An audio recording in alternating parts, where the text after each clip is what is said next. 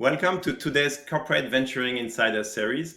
Today, I am so excited to have Archana with me from the Gates Foundation SIF. Archana, welcome. Thanks for having me, Nicolas. And of course, SIF means Strategic Investment Fund. That's right.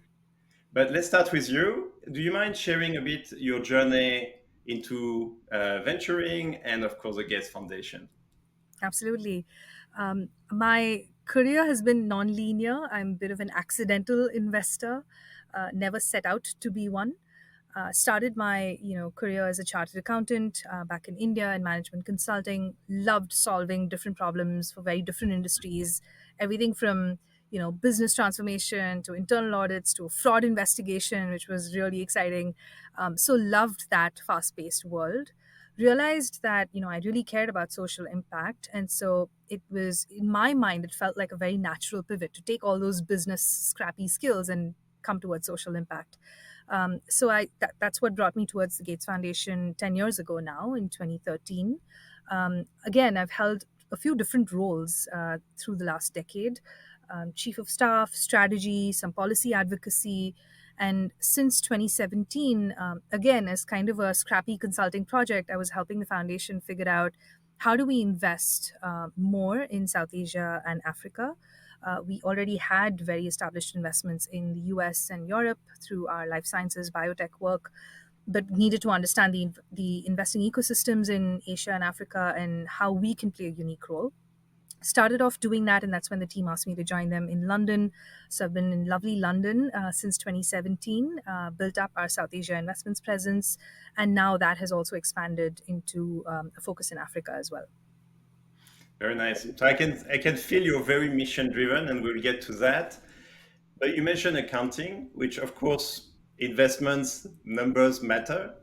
How much of that is helping you today or creating a bias towards number? Because when we talk about mission and numbers, there's an overlap which is quite important. I'm also an accidental accountant.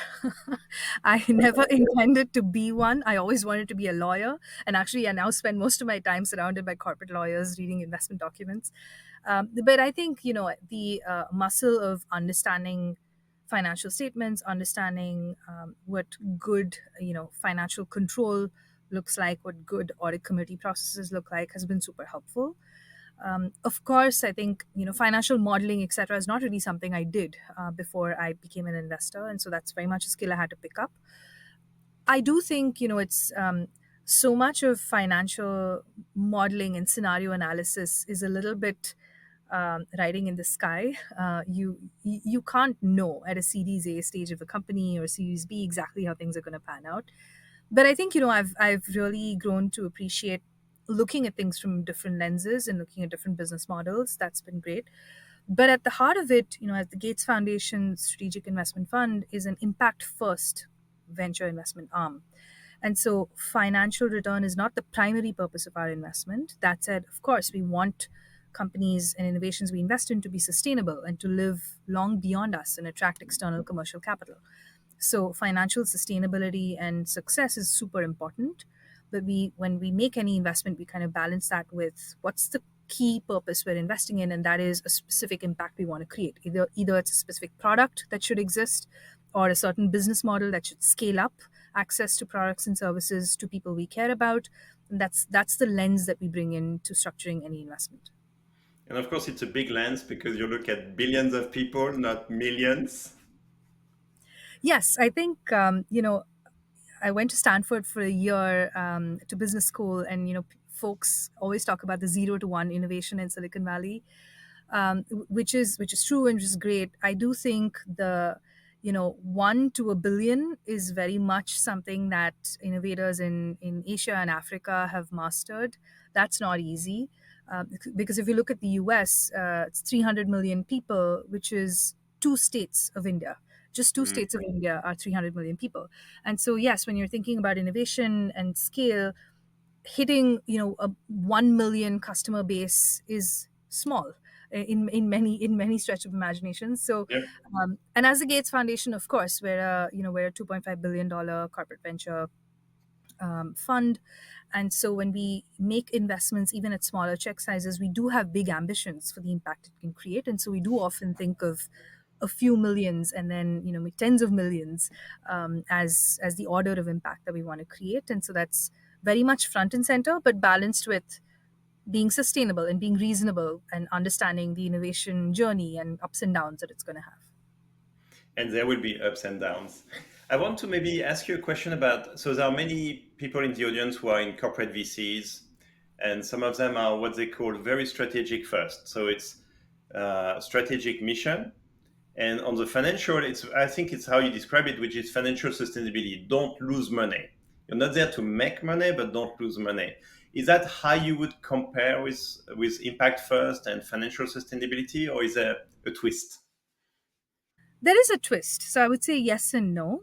In terms of being strategic, that's very much how we work. So just like classic corporate ventures have business teams that are technical teams they work with. Similarly, at the Gates Foundation, we have multiple program teams.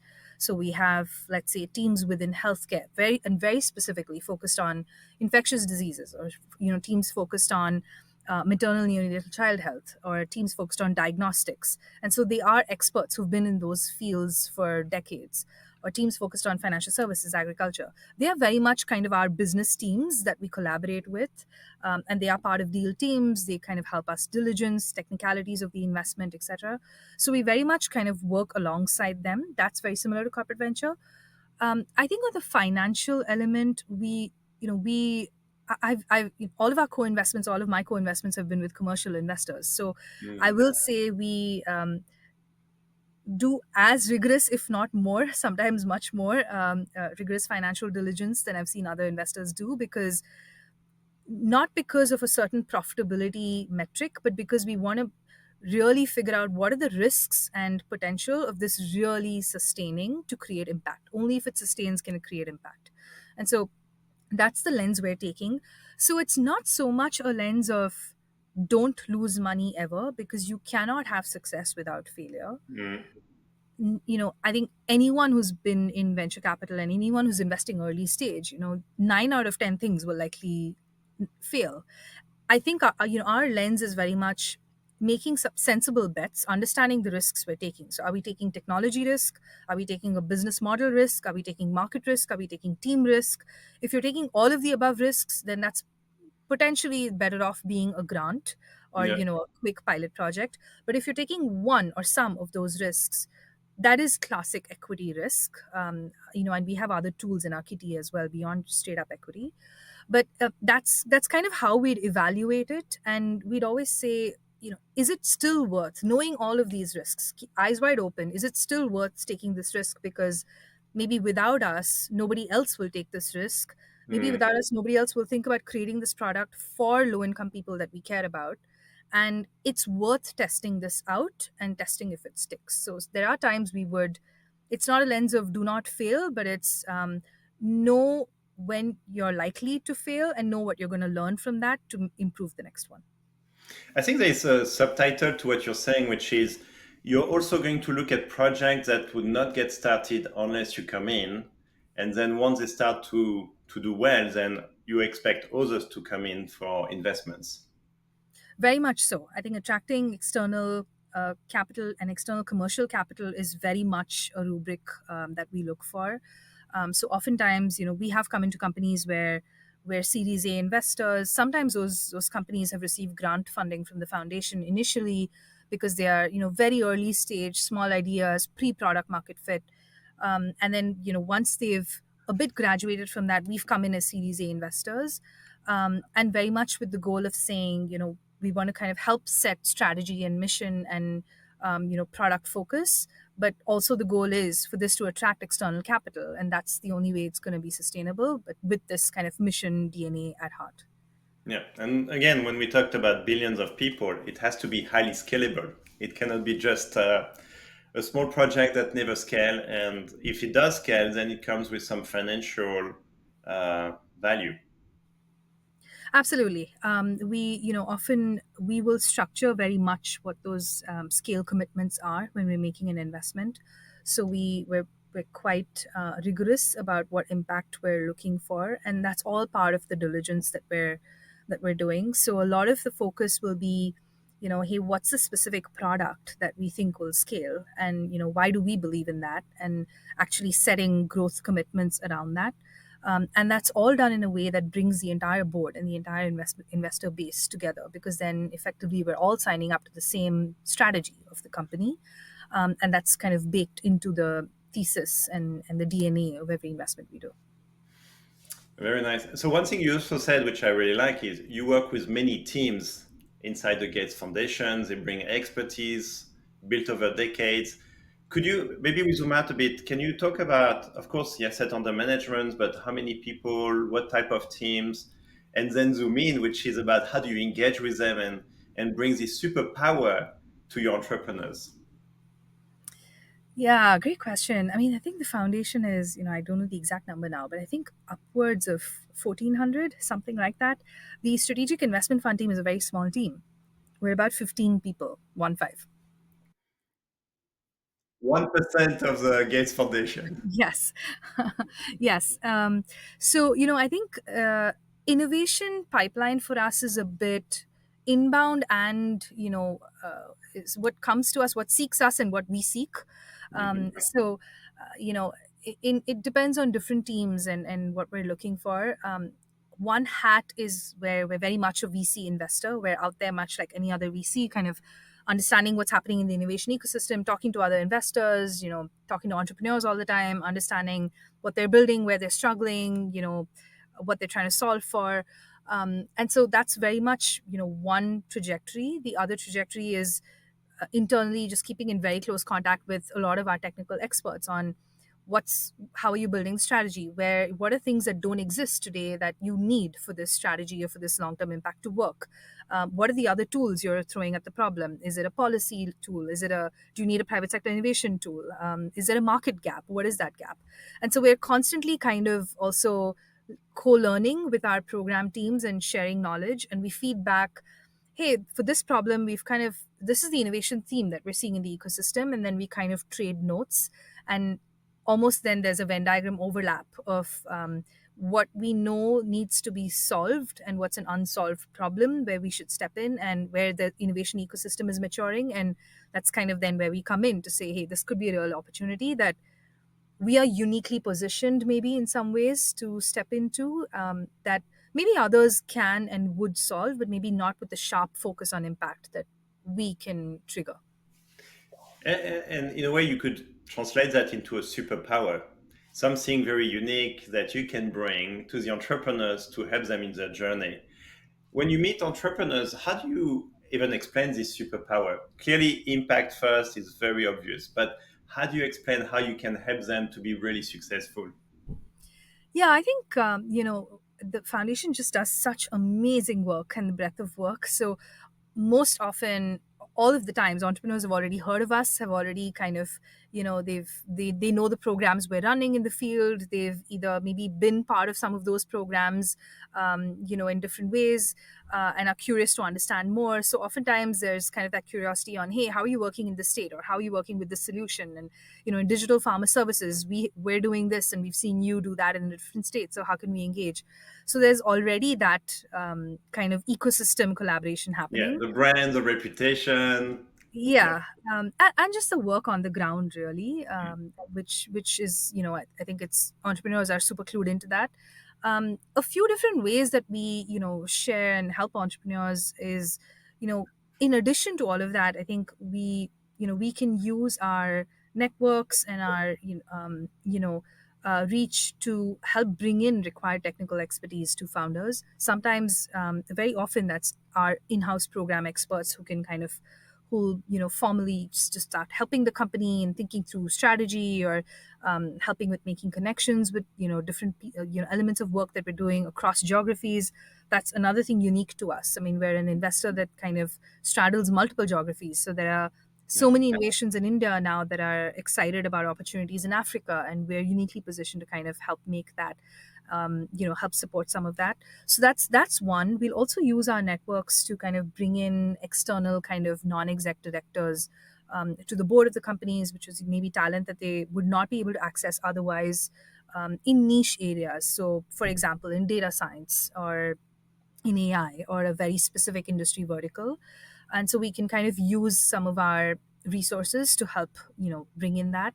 And the third is, we do have a mix of capital. So we don't have just one tool in our kitty, like I mentioned. So maybe we're making an equity investment in a company, but the company also needs to experiment with something that's really difficult and that's really tricky. For example, there's a company in India. They want to, there's an opportunity for them to experiment their solution in Kenya, which is a really interesting market, but it's high risk. And so that's where we can come in. We're uniquely positioned to say, don't use the precious core equity capital to do that. This is a high risk experimentation that may be a binary outcome. So we will support that with grant money, which is non-dilutive, to help you experiment. And if that's successful, great, we weave that into business strategy, and that's part of what your equity is used for. If not, it was an experiment, and we learn from it, and we understand where the company can better use its time. So there's also a mix of different tools that we can bring to the table. We've also done things like bespoke debt, structured financing. So those are all things that we bring to the table that holistically, I think, helps companies and entrepreneurs address things, take a bigger picture view. I think it's great to have such a tool set that you can provide to the entrepreneurs. Can you, because some entrepreneurs will watch this interview, and especially if they want to know more about what you're doing. So, how do you think about when to provide grant, when to make an investment in equity, when to help with debt, just so that they have a sense of how you're thinking? Yeah, great question, and we get this a lot. I think one lens with which to think about it is just the innovation spectrum. So Mm. if it's very early stage, almost R&D like innovation in a lab with a product and service, that's typically when it's better for us to use grant funding or seed. Grant is our version of seed funding in that case, because it's yet to be proved. There's not yet a product market fit. When it comes out of that, when it comes into, okay, there may be product market fit, or we're actually developing this product in biotech, or we're starting to commercialize this, and we want to scale this to customers and have them access it in the market. That's when, typically around the Series A plus stages, that's when we'd come in with kind of an equity investment. And then much further beyond that, when it's, again, helping some form of scaling, or there's a market procurement kind of risk, or, problem that needs to be solved, that's when we'd come in with something like a volume guarantee investment. So there's kind of different tools for different stages of the life cycle. But again, this is not set in stone. Mm. We've done equity investments, for instance, from Series A all the way up to publicly traded companies. And so it's been 5 million to 50 million plus kind of check sizes. So it really depends on what we're trying to solve for, but that's a broad lens to use. I mean, that type of flexibility is not something a VC or CVC have. So you really have an extra superpower in a way. You can bring different level of helps at different stage of the entrepreneur's journey. Yes, that is true. That said, we're not a classic follow-on investor. We are a mission focused charitable purpose investor. And so, like I said, we do have very specific charitable commitments that will come alongside every investment.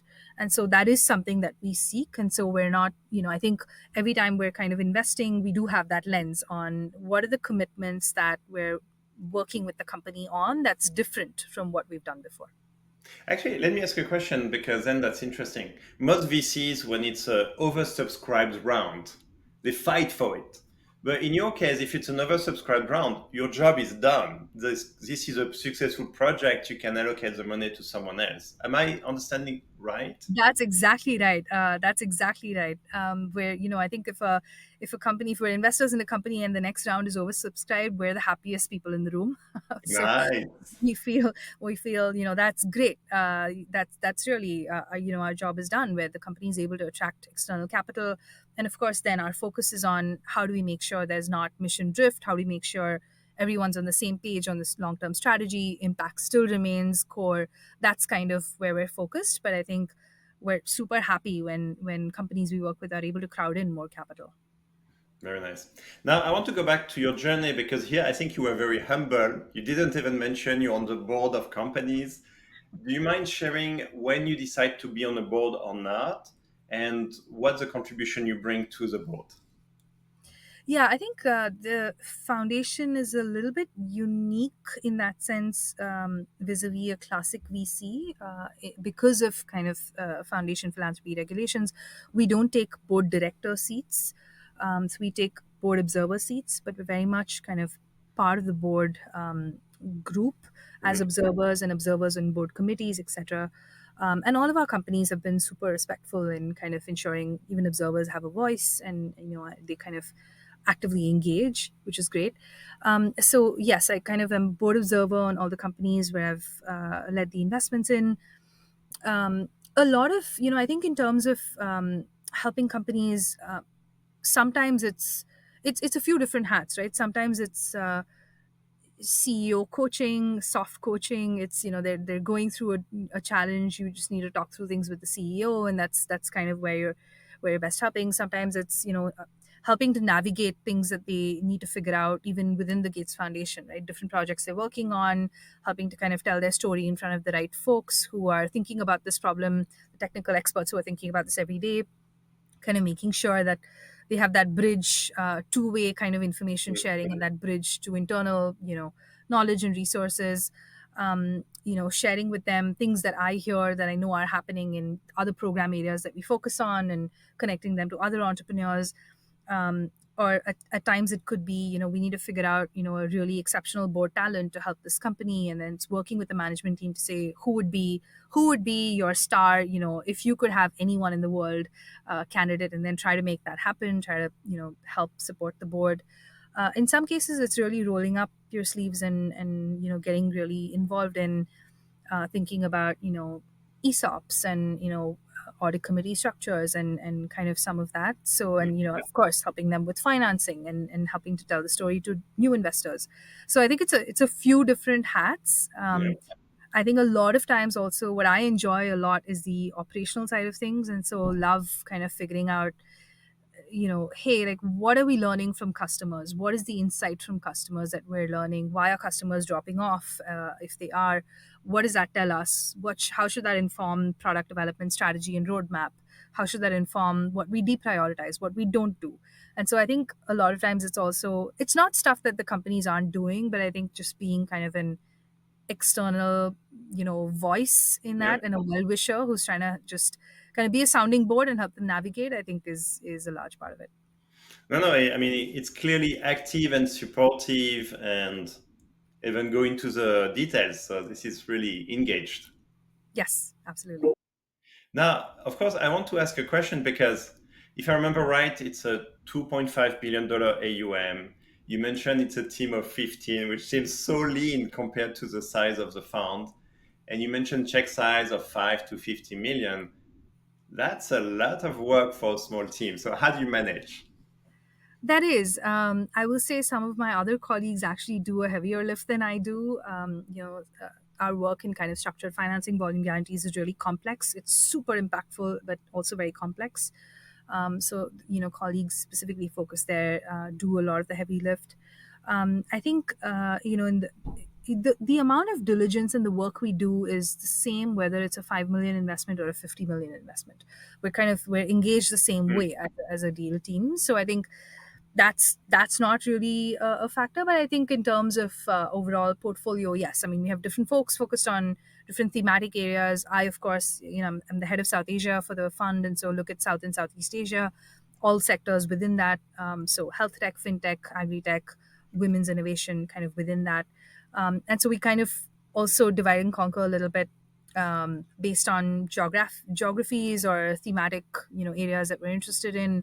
But yes, I think it's a lean team, a great team, and one that just believes in getting the work done. Wow. Okay. Maybe especially for strategic CVCs who are listening, there's always a discussions about KPIs. How do you measure and track what you should be measuring and tracking? And clearly you have a strategic angle, which is mission first. So can you share what type of KPIs or the way of thinking about how you know you're successful? Yeah, in some ways, I think we eliminate the guesswork around it, right? When we're making while we're even looking at innovations, we're kind of sharpening our thesis on what should this solve for. In an ideal world, what would we want? What should exist, and what are we trying to create or help scale? And so we kind of have that view already. And then when we make an investment, we're pretty sharply defining, to the extent reasonable, of course. And we don't know exactly how things will pan out, but we're kind of defining, hey, this is the kind of product that should be created in diagnostics, for example. What kind of specification should this product achieve to be usable in Africa or in a really hot city in urban India. Um, if it's a fintech or an agri-tech innovation or health tech innovation, when we're investing and helping them scale, we're saying, hey, here's where we'd like your scale commitments to go. And it's very much a conversation, a dialogue with the management team in sync with their business plan, but a little bit nudging them in areas maybe that they wouldn't have specifically measured before. So for example, one of the health tech companies that we worked with, great kind of scale across India. And we said, we want to help you scale, but we want to help you scale outside of the top to 10 urban cities. We want you to scale into the peri-urban and rural areas. And we're going to say, we're not going to be super prescriptive, but at a high level, we want you to get to these 10 states that we know struggle for healthcare access. We want you to prioritize developing your platform in regional languages that other investors may not specifically care about, but we That's know good. that will increase accessibility for folks that we really want to help impact. And then we want you to start measuring quality of healthcare of the patients who access your platform, or cost factors. And so those are the I think impact related nuances, but very linked to business, that we will define upfront, and then we just track that through the lifetime of the investment. We also, pretty closely, we will sometimes even fund and support things like impact evaluations, whether it's, rapid impact assessments or a deeper, more rigorous impact evaluation where we're actually measuring impact on farmers, for instance, and how did this, advisory help them actually increase their productivity and income. So we'll kind of very sharply zone in on that and even provide resources to help track that. But that's typically what we do. We know what we want to create. We set up what we want to track and measure, and then we just track and measure that, and then get to a point where we say, okay, does this make sense, or do we need to reset what we're tracking and measuring? And if yes, that's what we do. Well, there are many golden nuggets in what you've discussed, but maybe I'll double click on the lifetime of the investment. So you talked about some inbound, some you seek. You talked about the deal team. Maybe you can share about how do you assemble the deal team, how big or small they are, and how do you get to the investment committee and how the investment decision is made. Yeah, I think we can be pretty lean deal teams. It's typically someone from the SIF team. It's one of the technical experts who we're working with. So, for example, if we're looking at geospatial analytics, moving the needle on farm advisory or farm credit and insurance, we'll kind of have our geospatial analytics expert and our financial services expert join us on those deals. And then of course legal and others. And so it's quite a lean deal team. And then we have a standard diligence process. We go twice to our investment committee, so we kind of go with the initial concept of what we want to do and kind of hear from them, hey, these are the key areas that we think we should diligence. Here are some things that we'd like the investment committee's guidance on. What have you seen? What are some other areas that you'd like us to dig into more? And we kind of get their perspectives, do our full diligence, and then go back with the full kind of investment presentation. All our investments are ultimately approved by the CEO, and so we have kind of a few layers of review after that with our presidents and then the CEO. So there's multiple kind of stages of review, but I think all with the lens of what's the impact we're trying to achieve. Are we going eyes wide open on the risks we're taking? Do we feel like there are mitigation plans that could be put in place? And then do we think this can be scalable? And what are the milestones we're setting to measure that? It's very, very thorough, which you already shared. It was the case, but what is also nice to know is that it goes all the way to the CEO. which means that every single investment you make has the full commitment of the firm. It's not just an investment committee on the side, just within SIF. And then you mentioned something I want to double click, which is you said that sometimes, so the first investment committee you have, you actually ask them, have you seen something? So clearly your investment committee are quite well networked and quite engaged. Who are they? What do they bring to the discussion? Yeah, great questions.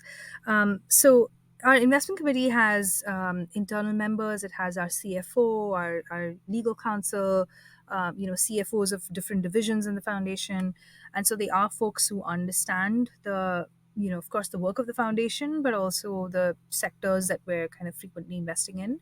We also have external members, and these are members who are are investors themselves or have been operators themselves, and so have a ton of experience in some of these areas. So we have a couple of life sciences experts. We have a few experts in international investments in Asia and Africa, who've very actively been in these markets and have gone through many of those financing and entrepreneur and scale up journeys and challenges that we encounter.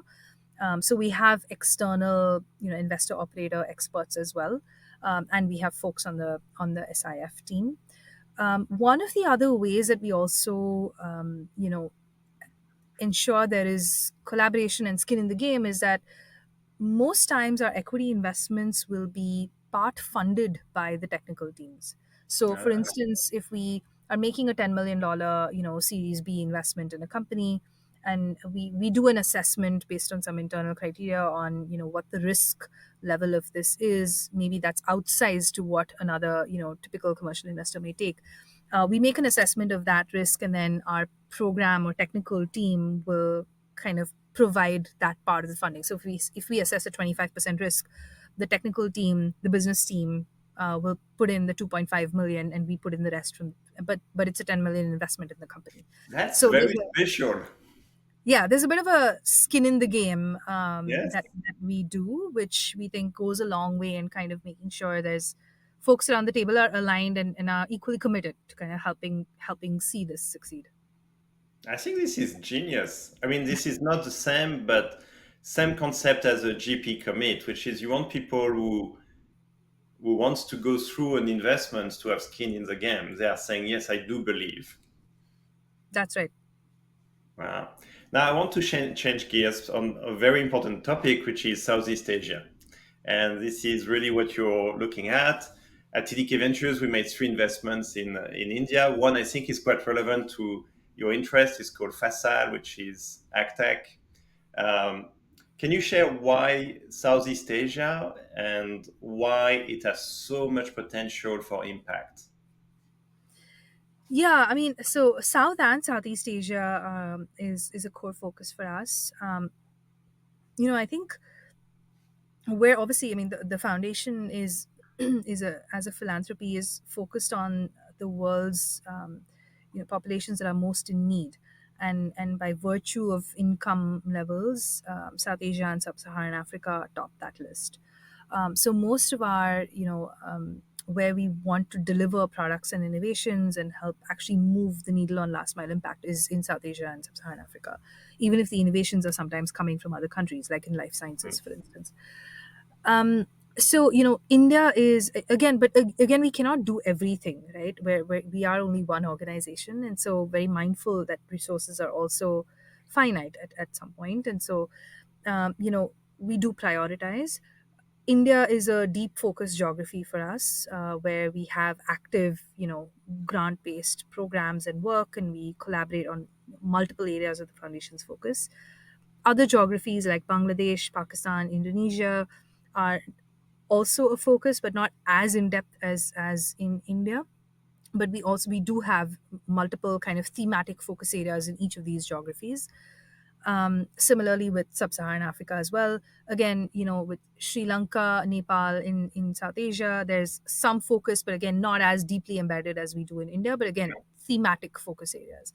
That's kind of the broad spectrum of how we think about things. To give you an example, more specifically, financial services is a strong focus for us in Bangladesh, as is women's health. Indonesia, again, strong focus on healthcare, especially in infectious disease, women's health, um, financial services as well.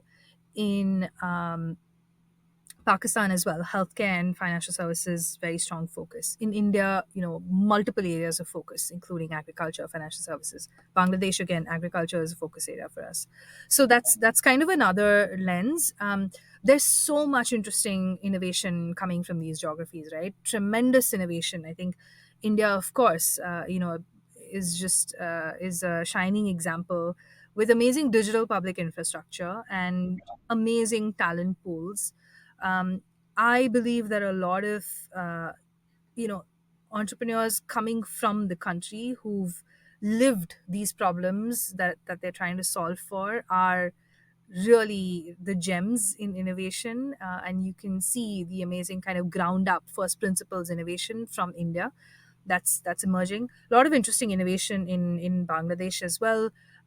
Some interesting innovation in Pakistan. Would love to see more from there, but I think there's really amazing venture investors in both these geographies that are doing really interesting work. Indonesia, of course. I mean, it's tremendous, super interesting innovation from there. So, would love to see. I think the last time I was in Jakarta, it's fascinating. I mean, of course, fintech is a big area of focus there, but it was amazing to see more women centric innovation, even in fintech or in health tech or in agriculture tech, which was really cool. So, would love to see kind of some more of these innovation areas come up. So I think so.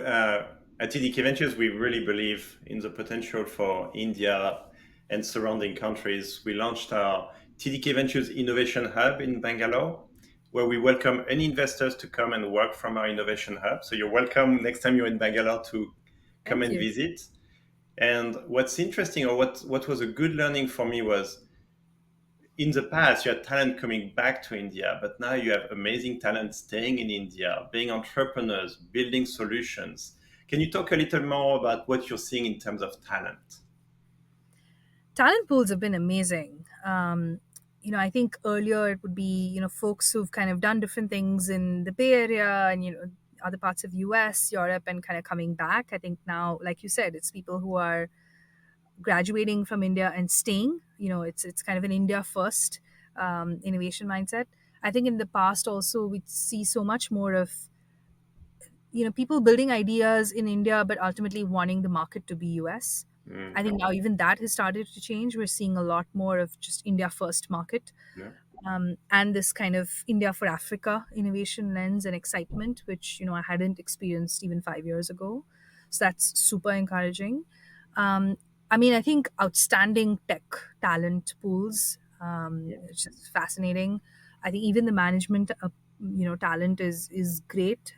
It's interesting to also see that it's not just the young 20 somethings, right? You're also seeing more senior management talent that's choosing to come back from all their global experiences and contribute to building something in India. That's really incredible to me, and it's so energizing. Now let's change gear. Although there is a nice overlap, which is all this women's initiative. Can you share a bit more? Because I know you are very involved, but I think it's worth for the audience to know about all of them. Yeah, I think, as a foundation, of course, we focus on women's health innovations. We also focus a lot on gender equity is one of the core divisions of the foundation.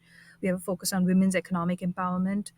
And so, within that, there are really interesting kind of fintech innovations focused on women that are helping unlock, access to credit for women, for instance. So we have a couple of investments there in India in that lens as well, where companies are using alternative data to create interesting credit scores for women who are outside the formal credit ecosystem, but really by doing that helping them to gain formal credit and helping other MFIs or other lenders be able to lend to these women for their income generation and for their nano businesses. That's super interesting to us. We're also seeing kind of more health innovations focus on tracking women users and women customers. Again, even with kind of large digital health platforms or e-pharmacy platforms, they don't intuitively track women customers. In fact, this was something, when we asked to say what percentage of your customer base is female.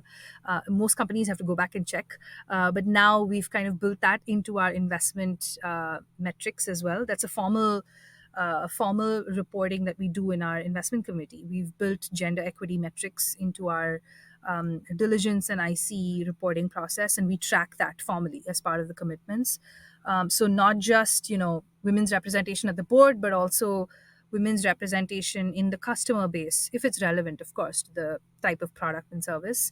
Women's representation in senior management and mid management, because Mhm. again, if you're developing a product for women, the it's a bit odd if the entire tech design team is male. So how do you get the voice of the customer into your design process? Yeah. That's also very much what we started to track. So I think those are the kinds of innovations that are super interesting to us. Even in a farming, kind of farmer market access, ag tech lens, how can a lot of times, while the male farmer owns the farm, the woman is working much more on the farm, and kind of is, but may not be the legal owner. So how can you actually figure out, are you enabling kind of farm advisory and access to markets for Mm. the female farmers, and helping to improve their income? So a lot of innovations around that are super interesting to us. I want to lead from innovations to technology. So, can you share about what technology you are investing in? What are you excited about? Yeah, I think there's of course two big areas of buzz right now, especially in geographies like India, but I think even in broader Southeast Asia and Africa. One is space tech, and the other is AI. Of course, there's kind of a climate underpinning to these. Um, I think both those are really interesting. I'm interested to see the more use cases pan out. So of course, one is on space tech is, yes, you could put up interesting payloads in space, but what do you do with that satellite imagery and analytics? So using geospatial analytics to really solve interesting problems in agriculture, in financial services for agriculture and other domains is really interesting. There are some interesting use cases emerging. That's one that we're curious to see where that goes and maybe support innovations in that domain. The other is AI. I think this one is still a little bit. I think I'm trying to navigate all the buzz and the noise in AI, but I think There's a lot of noise. yes. But I think really looking at what are some truly transformational use cases in AI where you can really, I think, change the way people access services, where you can help people kind of upskill themselves. For someone sitting in, I think a village in India who looks at YouTube videos on her phone, like how can you help her through an AI application? Help her to kind of set up a small business, help her get the skills she needs to then understand how to set up a small business, apply to a loan, kind of hire a small team. And so I think these are some of the innovations that I think, and the use cases that we'd be super excited to see. And I think keeping an eye out for that and seeing what's coming up there. And I mean, back to Southeast Asia, there are so many different languages. Just using AI to be able to do live translations between people would already be a breakthrough. And I Yeah. cannot, so many use cases, right? Absolutely, and there are teams working on that.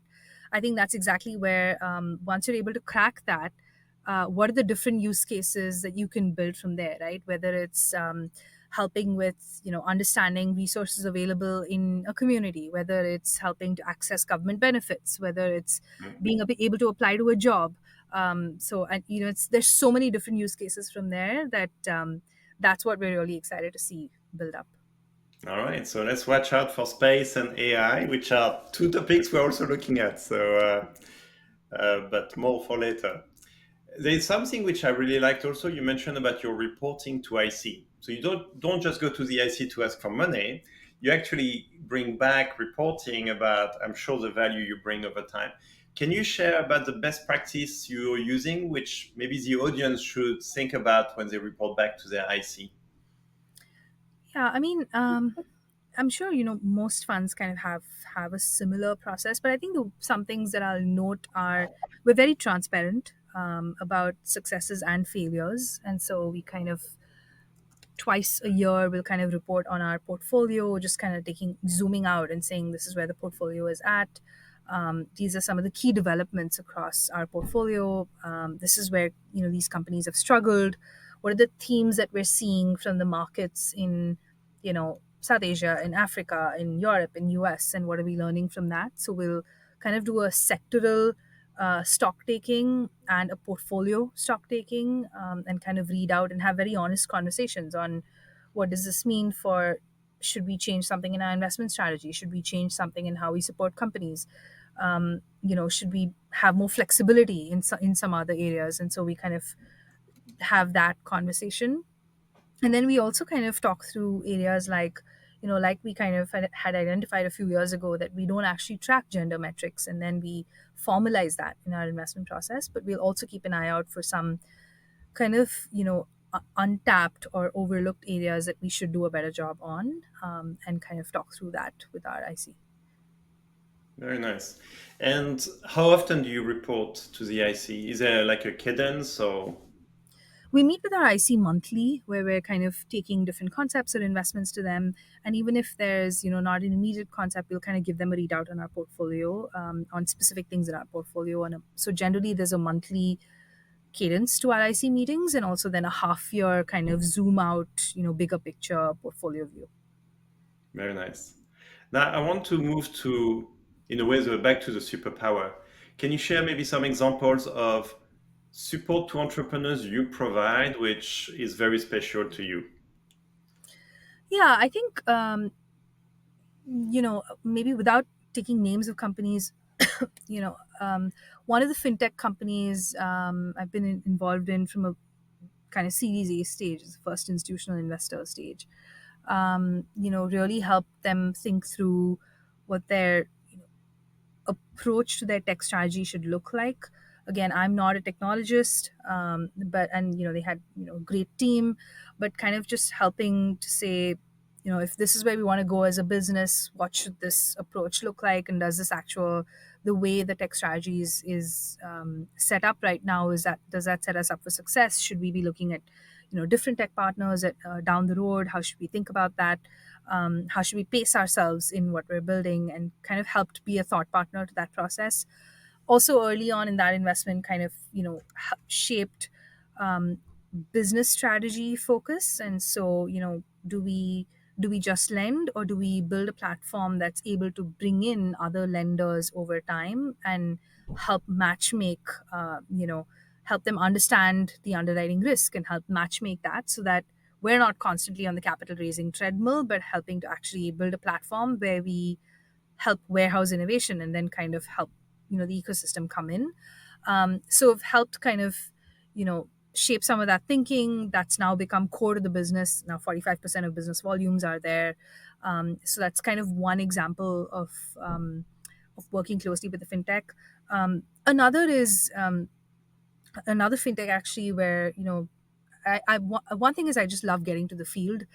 So I try to do that as often as possible with the companies we work with, visiting their partners in the field.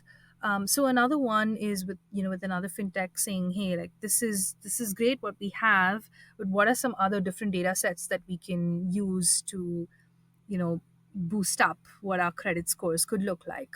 How Mm, can you think about this works well for, let's say, one business segment, but how can we also do this for an agriculture business segment? Can we also do this for a dairy farmer business segment? And so really helping to think through what those different use cases could be, helping them think through at what point do you enter Africa or not, and navigating that. And then saying, hey, the ultimate goal would be, yes, you could have amazing credit scores for women. Can we actually bring down cost of credit for them? And so helping to say, hey, like once we see early signs that you're able to do things like risk tiered pricing, like that's the kind of thing that really helps move the needle. So helping to identify that, and then helping to bring board's attention to some of these topics, which can kind of get overlooked in the overall, big picture numbers, etc., and saying, hey, like again, coming back to core mission, like this is the real magic. And so helping to sometimes also helping the management team kind of navigate that storytelling with the board. I mean, there's many golden nuggets, but what I think comes across the full interview is when you engage with these entrepreneurs, you position yourself like a thought partner. You're there with them and you want to think how to build a business together. Absolutely. And we're very much in this for the long term. And so understand there'll be hiccups along the way, but very much want to be kind of the thought partner to the companies, but without kind of over engineering and letting them drive things. Very nice. Now, I want to ask about portfolio building. Clearly, you have many investments, you have a portfolio. How do you think about building your portfolio? How do you think about it? Yes. Yeah, I think, as a strategic impact first investor, where we oftentimes will make investments almost in we will make multiple bets. We will have multiple shots on goal. So Mm, sometimes our investees may be competitors, mm, and in from where we sit, that's completely okay, because we are trying to move impact in the ecosystem forward. And so we will kind of bet on technologies or innovations that are taking a slightly different approach or a different business model lens, but kind of getting to the same problem statement. So we do take a portfolio lens to the problem statement. We What we love to see and what we're starting to see now in countries like India are portfolio synergies. So we're seeing multiple portfolio companies now starting to work together, where one has data insight analytics and the other has a lending platform. And how can you match make the two to lend sharper with sharper data to a segment that you did not know how to underwrite before? mm. So that's really interesting to us. So we're also starting to see and encourage some of these portfolio synergies, and then also help connect some of our companies to the other side of the foundation's work, which is the grant making side, and kind of help say, hey, this is kind of where the ecosystem is going, and this is like a really interesting policy initiative that I think you would have a good voice on. And so helping to just make connections, and then step back and letting them kind of drive things is also something that we do. So I'm sure you feel the same, but when we have portfolio companies that starts to have synergies and start working together, it feels very, very special. How do you, I mean, do you have a best practice on how do you maximize this serendipity of finding synergies between them? I don't know that we have a secret sauce to it, but I think, try to make sure that we're kind of constantly talking to our, companies about what we're seeing in the ecosystem, and what we're seeing other companies do, and what we ourselves are thinking of investing in next. And so we have pretty open, transparent conversations on these. And so in some cases, we step into a little bit matchmake or make introductions, but in some cases it organically happens. And that's great too. Oh, very nice. Do you have a portfolio synergy between them that you didn't think would work and worked? I mean, I'm not trying to find names, but something which it was the unexpected that proved very valuable. I think it's in super early stages of that. I know there are examples of that in our life sciences work, but I don't directly work on life sciences, so won't attempt to kind of draw parallels from there. But I think in kind of the India, South Asia work, there are examples of, I think, one which I mentioned, which is a company having closer line of sight into farmers, for instance, and understanding the data of farmers on their cash flows every single month. um, and that company kind of pairing closely then with the lending company of ours to say, hey, we understand the farmers, we understand their cash flows, you understand lending risk, but you don't understand exactly like how do you take a risk on this farmer or this region.